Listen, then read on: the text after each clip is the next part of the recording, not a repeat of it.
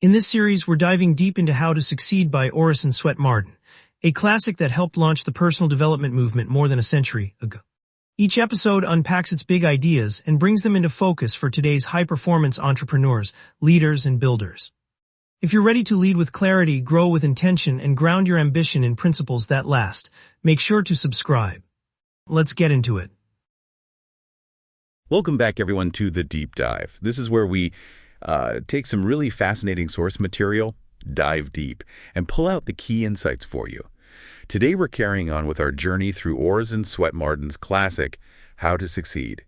We're jumping right into Chapter 5, and this chapter asks a question that feels, well, just as urgent today as it must have over 100 years ago. What shall I do? Yeah, it's such a fundamental question, isn't it? Timeless. Exactly. And it's not just about, picking a career off a list. It goes much deeper. It really cuts to the heart of things, finding your path, your true calling, your purpose. It's that question that kind of echoes, doesn't it, through big life decisions, career changes, moments of doubt, moments of ambition. Absolutely. It's always there in the background. So our mission for this deep dive is really to unpack what Marden says about finding and, crucially, excelling in that calling. We're going to try and sift through some of the language that might feel a bit dated now, filter it, through a modern lens, and pull out the wisdom that really speaks to your life right now, our promise. Basically, a shortcut to understanding how getting in sync with your purpose can lead to, well, real success and fulfillment. We'll draw out some surprising ideas and lasting insights from Marden. And it helps, I think, to remember the context Marden was writing in. Late 19th, early 20th century, it was a period of huge change. Industrialization, cities growing like mad, and this whole self-improvement movement was really taking off, putting the focus on what the individual could achieve.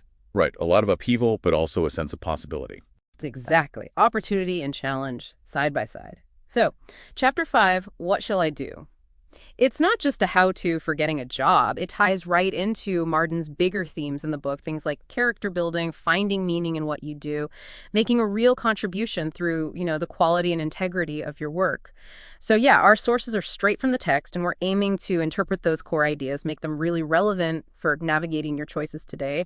Marden as a kind of experienced guide, perhaps. Okay, let's get into this. This core idea is self-knowledge. Marden kicks off the chapter with some really striking quotes. They just, bam, hit you with the basic premise. He starts with Jonathan Swift. No man ever made an ill figure who understood his own talents, nor a good one who miscooked them. Pause on that. Swift's basically saying effectiveness comes from self-awareness. Failure or just awkwardness comes from kidding yourself. It's pretty direct. No room for ambiguity there. None at all. Then there's Thomas Carlyle. And this sounds almost like a benediction. Blessed is he who has found his work. Not just a job, notice, but his work. Your work. And Sidney Smith really hammers it home. Whatever you are by nature, keep to it. Be what nature intended you for, and you will succeed. Be anything else, and you will be 10,000 times worse than nothing. Wow, 10,000 times worse than nothing. He wasn't pulling any punches. Not even slightly. Yeah. So this isn't just, warm, fuzzy advice. Marden is laying down a foundation here, almost a kind of tough love principle.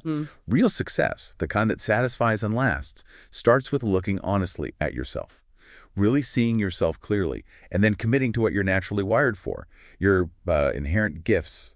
It's about finding your lane, not forcing yourself into someone else's. Because the big question for you listening right now is, how well do you really understand your talents? Are you clear on what nature intended, or are you maybe still figuring that out or even pushing against it? And that idea, understanding your talents, it flows right into what Marden calls the imperious factor. It's like an internal command almost, a drive you can't ignore. He quotes Whittier, the poet, who said he felt that I was in the world to do something and thought I must. It wasn't a preference for Whittier, it was a must. A compulsion almost. Exactly, a deep conviction. Emerson has a similar idea, right? Doing that which is assigned you. Like there's a kind of destined alignment with your work.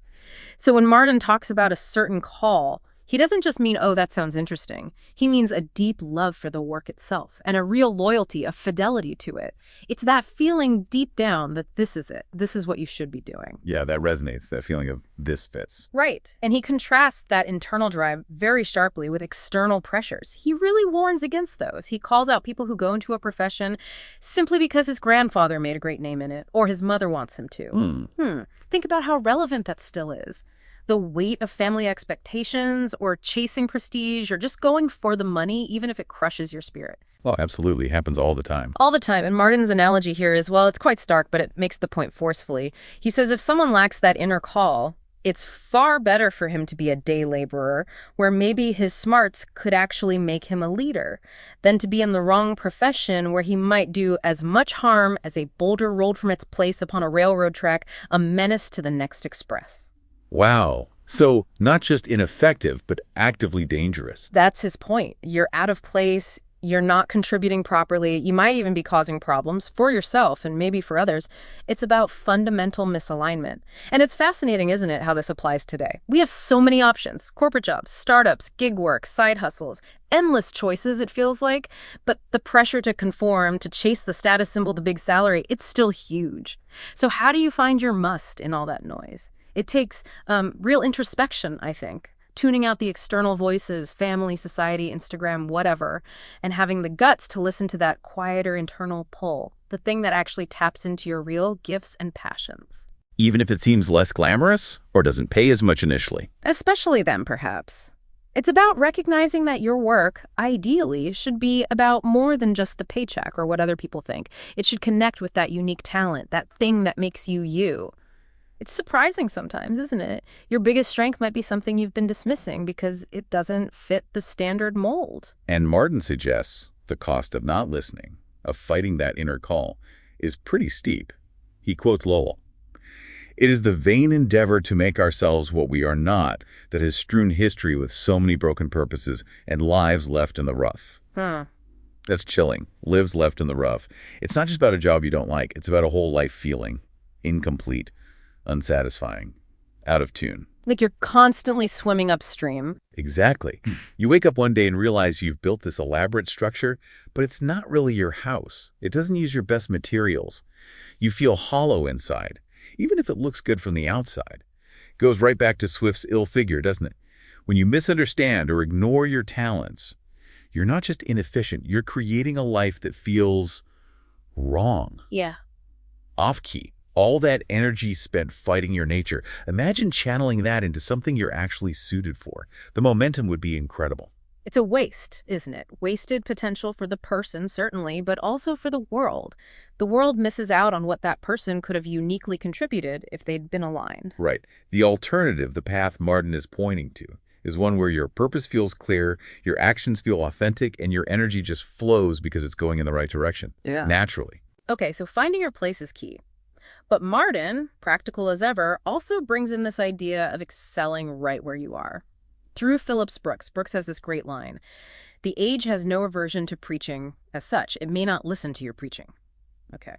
But, and this is the kicker Marden loves, "it will wear your boots or buy your flour or see stars through your telescope." So it's about tangible value, practical contribution. Precisely. The core message is really grounding. Society needs stuff done, practical things. Your job right now is to figure out where you can be useful and deliver real value. Even if it's not your dream job, even if it feels mundane, find the need and meet it. Deliver the goods. It's less about abstract calling sometimes and more about, well, making good boots if that's what's needed. Which leads perfectly into that fantastic anecdote about the practical printer. Yeah. This story is brilliant. So this guy puts an ad out listing everything he could do: run a printing house, be a professor, teach painting, penmanship, trig, science. A jack of all trades, master of none, perhaps? Totally.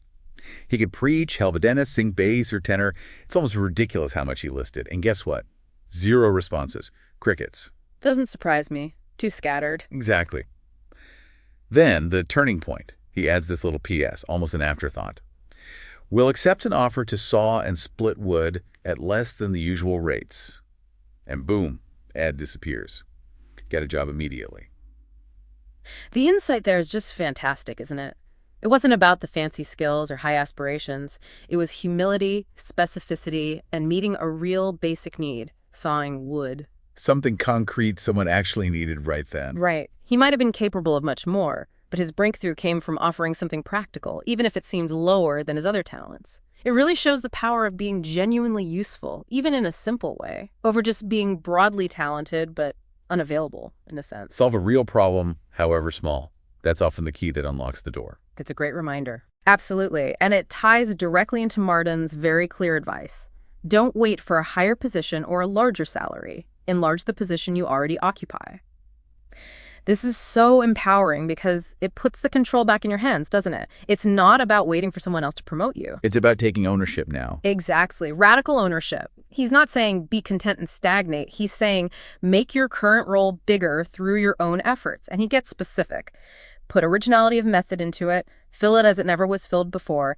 Be more prompt, more energetic, more thorough, more polite than your predecessor or fellow workman.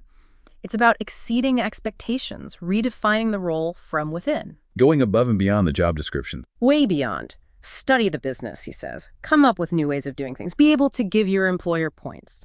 Anticipate needs, suggest improvements, solve problems before they're even fully recognized. Become indispensable. The goal isn't just to satisfy, not just to fill the space, but to do better than was expected. Surprise people with your excellence. And then, he argues, the better position and the higher salary will naturally follow. It's proactive value creation. That feels very relevant today, maybe even more so. I think so too. And it links to that Benjamin Franklin quote Marden uses. He that hath a trade hath an estate, and he that hath a calling hath a place of profit and honor. A plowman on his legs is higher than a gentleman on his knees. It's about the dignity of useful work, isn't it? Having a skill, contributing something real that earns respect, regardless of your social standing. Practical competence has its own honor. So how does this enlarge your position idea play out now? With remote work, gig economy, portfolio careers? Yeah, great question. What does it look like when your boss isn't down the hall or you don't even have a traditional boss? I think it means taking initiative constantly. Right. Solving problems proactively, even if they're outside your explicit remit. Innovating within your current tasks.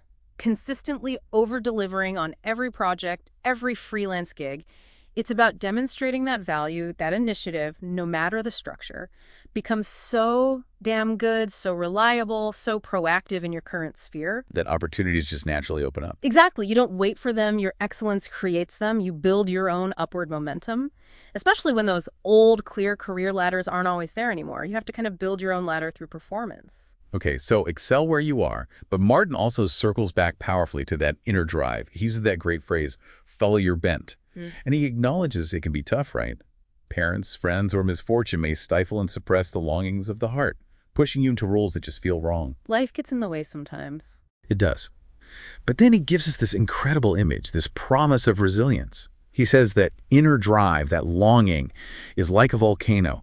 The inner fire will boost the crusts which confine it and pour forth its pent-up genius in eloquence and song and art or in some favorite industry. That's powerful imagery, the volcano within. Isn't it? It's not just a nice metaphor. He's saying your true calling, your bent. It's not easily snuffed out. It might get buried under expectations or life's difficulties. But eventually that internal pressure builds and it has to come out. It will erupt. A testament to authenticity trying to find expression. Yeah. So the question for you listening is, have you ever felt that inner fire, that persistent nudge, that feeling there's something else you're supposed to be doing, trying to break through the surface of your everyday life? And that fire, that bent, leads Marden to issue a pretty stern warning. It sounds a bit harsh initially. Beware of a talent which you cannot hope to practice in perfection. And then this really stark follow-up. Nature hates all botched and half-finished work and will pronounce her curse upon it. Oof. Nature's curse. That sounds serious. It does. But we need to interpret this carefully for today, right? He's not saying don't try anything unless you're instantly perfect. That's impossible. Nobody starts as a master. Right. That would kill all learning and creativity. Exactly. What he seems to be getting at is the commitment to excellence, the dedication to mastery, avoiding being slapdash or superficial in your chosen field. It's about the intention and the effort, like what we call deliberate practice today, that focused work needed to really get good at something. Nature, for Marden, doesn't reward half-heartedness. That curse isn't magic. It's the natural result of not developing your gifts fully. The botched work is the damage to your own potential, the missed opportunities. So it's about striving for excellence, not achieving instant perfection. Precisely. And he connects this deeply to your identity. Your talent is your call. Your legitimate destiny speaks in your character. Your abilities aren't just random, they're clues, pointers towards your purpose, like a compass needle. And when you find that right place, Marden says, your occupation has the consent of every faculty of your being. That feeling of alignment, everything clicks. Yes. Mind, heart, energy, everything's pulling in the same direction. There's a sense of rightness, of peace, even amidst the hard work, and practically speaking, he advises choosing work which focuses the largest amount of your experience and tastes. This isn't just about finding something fun, it's strategic. Leverage your true capital, everything you've learned, experienced, all your skills and interests. So your past experience isn't wasted. It fuels the future. Exactly. It creates this kind of compound interest effect. The more your work draws on your unique blend of strengths, the better you get, the more fulfilled you are, the greater your impact. He admits, sure, a very few, the geniuses, have this marked in an unusual degree and very early in life. But the principle holds for everyone. Find that sweet spot where passion, proficiency, and purpose overlap. Let your unique capital work for you. How does this square with today's world? Especially, social media's emphasis on quick wins, looking successful instantly. Yeah, it's a real clash, isn't it? Marden's view is all about the long game. Deep work, mastery, commitment. Social media often pushes the opposite. Surface impressions, instant gratification, the appearance of success without maybe the substance. Marden would likely see that as botched work in a way. Interesting. And what about true capital when skills change so fast? I think true capital today is less about a static set of skills and more about your ability to learn, adapt, integrate new knowledge, connect diverse experiences. It's about leveraging your entire life journey, your unique perspectives, your resilience learned from failures, your curiosity to create value in a way only you can. It's a dynamic, evolving asset.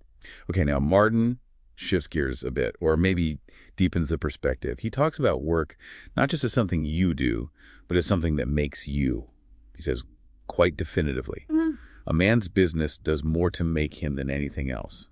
That's a big statement. Huge. It frames work as this central crucible for personal development. Yeah, a forge, almost. And he lists all these effects. It hardens his muscles, strengthens his body, quickens his blood, sharpens his mind, corrects his judgment, wakes up his inventive genius, puts his wits to work, starts him on the race of life, arouses his ambition. It sounds incredibly dynamic. Work is a force for growth. It's not just about output, it's about the transformation of the person doing the work. Right. And then he has this really strong line. And again, we need to translate the language a bit for modern ears. Think about the core idea. He says, no man feels himself a man who's not doing a man's business. A man without employment is not a man. Yeah, that language definitely reflects its time. Absolutely. But if we peel back the gendered language, the underlying point seems universal, doesn't it? It feels like it's about the fundamental human need for purpose, for contribution, to feel capable and, well, fully human. Right, that feeling of agency, of making a difference, however small, being engaged in productive effort. Exactly, that to feel truly yourself, truly realized, you need to be involved in meaningful work, whatever form that takes for you. It taps into that deep desire to be useful, to create, to overcome challenges. And he clarifies, it's not just about physical strength, bone and muscle, or intellect, brains. It's knowing how to do a man's work, think a man's thoughts, mark out a man's path, and bear a man's weight of character and duty. So it's about competence, critical thinking, responsibility, resilience. Yes, the whole package. Developing that mental toughness, the moral compass, the sense of responsibility that comes from grappling with real-world tasks and challenges. Work shapes your character. It turns potential into actual capability. Which leads beautifully into another really challenging, thought-provoking idea from Marden. Whatever you do in life, be greater than your calling. Be greater than your calling. What does that mean exactly? Well, he immediately contrasts it with the mean, narrow view that your job is just a mere expedient for earning a living. He thinks that completely misses the point. For Marden, work is meant to be the great school of life, the great man developer, the character builder. Its purpose, he argues, is to broaden, deepen, heighten, and round out into symmetry, harmony, and beauty all the God-given faculties within us. Wow. So work isn't just a job, it's a curriculum for becoming your best self. Exactly. It's the primary vehicle for self-actualization. He uses this lovely analogy, how we often shrink from the task and evade the lessons which were intended for the unfolding of life's great possibilities into usefulness and power, as the sun unfolds into beauty and fragrance the petals of the flower. Ah, so the challenges are the lessons. Avoiding them stunts your growth, like keeping a flower in the dark. Precisely. The difficulties, the demands, the complexities, those are the very things designed to draw out your potential, to make you stronger, wiser, more capable. If you just do the minimum or avoid the hard stuff, you miss the whole point. Okay, so how does this land today? Especially with AI potentially taking over more routine tasks. I think it makes this perspective even more important, actually. If machines handle the rote stuff, what's left for humans is the character-building work. Creativity, complex problem-solving, empathy, ethical judgment, leadership, collaboration, these are inherently developmental. The skills that AI can't easily replicate are the ones that build us as humans. Right, so the question for you becomes, how can you consciously use your work, whatever it is, as that great school? How can you approach tasks, projects, interactions, not just as things to tick off a list, but as opportunities to practice integrity, hone your judgment, build resilience, deepen empathy? It's about intentionally using your daily work as a platform for personal growth. Yeah. Turning everyday responsibilities into a deliberate practice for becoming a better, more capable, more whole person. It reframes everything, doesn't it? Okay, this next section requires a bit of careful handling. Marden includes contributions from Rena L. Miner and Dr. Hall, and they're speaking very directly to the girls of their era. Yeah, the language and the context are very much of their time. Restricted roles for women were the norm. Definitely. So our goal here, as always in this deep dive, is to look past the specific historical framing and language and extract the universal truths about purpose, ambition, contribution ideas that apply to everyone today, regardless of gender. We want the timeless wisdom while acknowledging the original context respectfully. Finding the enduring message beneath the surface. Exactly. So Rena L. Miner starts with this lament. Girls, you cheapen yourselves by lack of purpose in life. And she describes this pattern she saw. Young women excelling academically, maybe even outshining their brothers, but then, after graduation, hitting this wall, becoming dead to further activity, or just waiting, sleeping until marriage shall resurrect her. It's a powerful critique of potential just left dormant. It really is. A warning against letting talent and education wither just because society pushes you towards a narrow path. And Miner describes the alternative life, the one lived after all that education, as consisting of, well, listen to this list: crocheting, placking, dressing, visiting, music, and flirtations. A life of surface activities, social obligations. Yeah. Pretty much. And she contrasts it so sharply with the men who walk up the grades as up a ladder to professorship and good salary, then move into law, science, politics, overcoming obstacles. It really highlights the starkly different paths expected based on gender back then, and the immense loss of potential she saw in women directed away from professional life. A real disparity in opportunity and expectation. Absolutely. And she warns strongly against seeing marriage as the only goal, the main chance, especially without an independent purpose. She paints these two bleak pictures. Marry rich without purpose, you risk becoming a sentient non-entity. Your thinking is done for you. You exist passively. Like an intelligent decoration. Sort of. Marry into poverty without purpose. You become literally like the horse in a treadmill, trapped in domestic drudgery, endless toil without growth. Both scenarios, she argues, stem from the same root cause. All for the lack of a purpose strong enough to turn talent into a gem of living beauty, a creative force. Without that core purpose, she implies, everything else, even marriage, can become secondary, maybe even a trap, rather than something that adds to your life. That's a powerful argument for inner direction. It is, and her call to action, though aimed at girls then, feels incredibly relevant now for everyone. Choose some one course or calling and master it in all its details. Sleep by it, swear by it, work for it. And if marriage crowns you, it can but add new glory to your labor. So find your purpose, dedicate yourself to it, and then relationships can enhance that rather than replace it. Exactly. That core message, choose a purpose, master it, is timeless. Think about today. Modern distractions, right? Social media, consumerism, chasing trends. Couldn't these lead to a kind of modern, sentient non-entity for anyone? Yeah, passively consuming, reacting, not really directing your own life. I can see that. It's that danger of living without a self-chosen compass and adding new glory to your labor through relationships today. Maybe that means finding partnerships that support your growth, your ambitions, your contribution, not ones that demand you shrink yourself. Makes sense.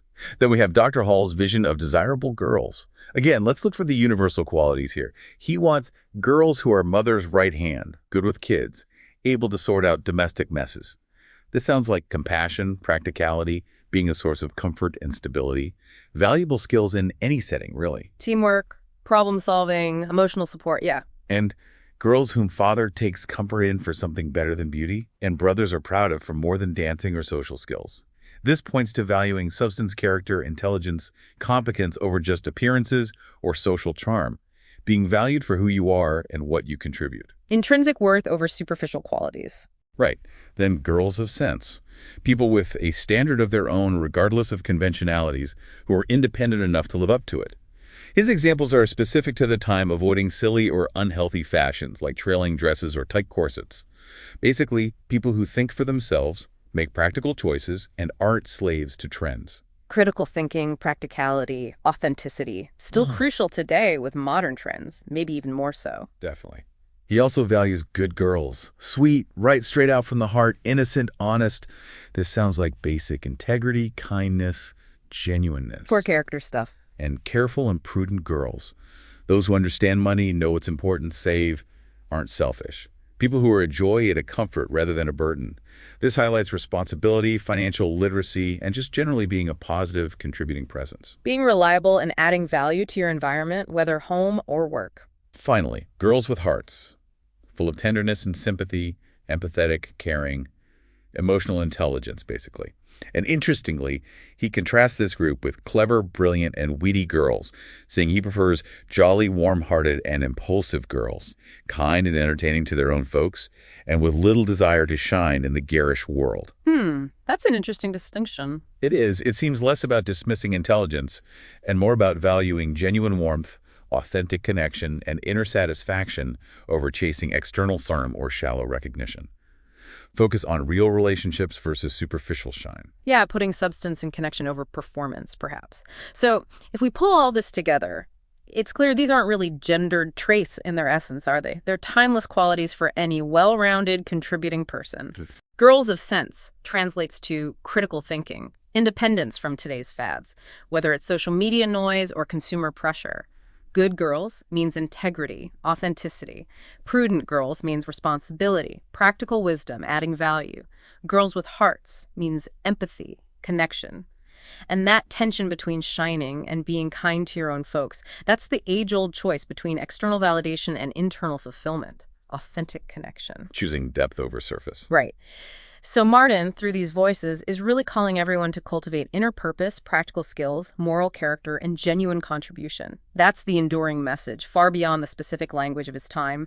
It's about who you are and how you contribute, fundamentally. #tag outro. Wow, okay, that was quite a deep dive into Chapter 5 of How to Succeed. We really covered some ground there, pulling out Marden's insights. Just to quickly recap the big ideas. First, that absolute need to know yourself, understand your talents, follow that inner bent, that imperious factor. Absolutely foundational. Second, the real power in just excelling where you are right now, enlarging your current position through excellence, not just waiting for something better. That practical, immediate action. Third, seeing your work as much more than a paycheck, seeing it as the great school of life, the primary way you build character and become who you are. The transformative potential of work itself. And finally, that universal call, extracted from maybe some dated language, but still powerful.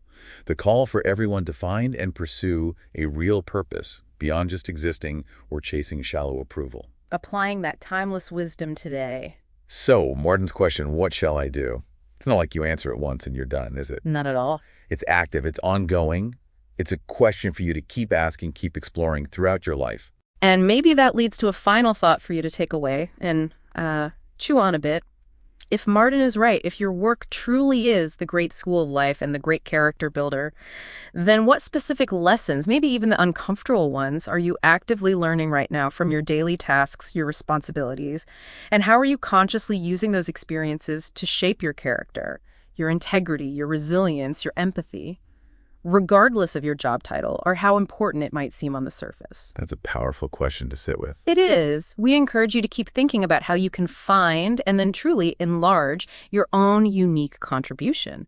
See every day, every task as a chance to grow and maybe, just maybe, become truly greater than your calling. Thank you for joining us for this deep dive. Thanks for joining me on this chapter of How to Succeed. Remember, success doesn't start with skills or resources. It starts with who you are when no one's watching.